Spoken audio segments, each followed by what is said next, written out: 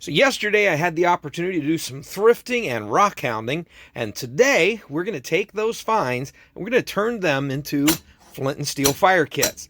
We're going to start by breaking the file up into small pieces, anywhere from 1 inch to 3 inches I find is ideal. And we're going to take those file pieces and we're just going to grind off the side.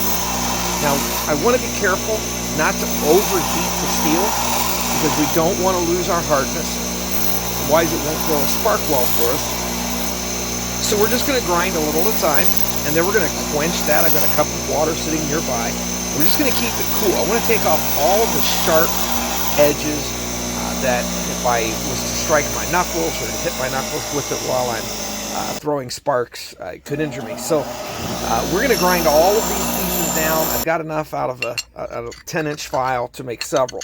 Now there's a reason I only grind one side of the file, and that is the file itself, the fragment pieces, are still great for maintaining your axe heads, knives, tools, any type of grinding and filing that you might need to do out in the field.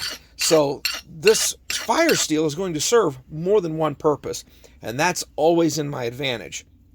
So once I've gotten that ground down, I don't need to do anything else. Not necessary to harden it further. It's going to maintain plenty of hardness if you remember to quench and keep it cool while you're grinding.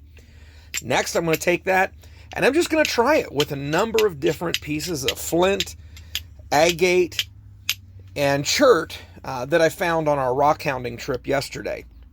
Now, I want to try as many pieces of rock as I can because I want to get a feel for this new steel and how it throws rocks. And I both want to practice my catching strokes, and here I'm doing throwing strokes. So catching strokes is when I take and I strike the steel against the rock, as in this case. And usually I would be holding a piece of char cloth and catching the sparks in the char cloth. And this is my favorite technique for holding. I can spread my thumb across it. I've got a wider area. I can catch the spark on the char cloth, and I have a sustainable spark for starting fire. So I can also create sparks by throwing sparks. So if I place my char cloth onto a fire protected area, I can strike the steel with the flint or the chert and catch the spark on my char cloth. And again, I have a sustainable spark. And anytime you have your flint and steel out and you're practicing, go ahead and work that spark into a sustainable fire. Practice your strikes as much as you can.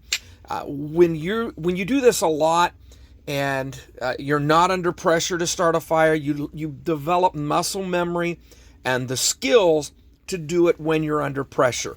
So go ahead and take this all the way to flame. We're going to put it in our little bird's nest. I'm going to give it some oxygen, and we've created fire with an old fire and some pieces of chert. Now, you don't necessarily have to have flint stone in your fire kit.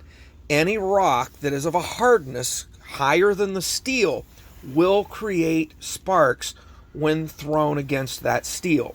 So get out there, pick up a few rocks, take an old piece of file with you, and test those rocks. Get familiar with flint and steel fire starting. It's my favorite technique. It's a lot of fun. It's just one more way to be prepared. And this particular set is really easy to make. I've got less than $2 in this. And please don't forget to subscribe and hit that bell for notifications.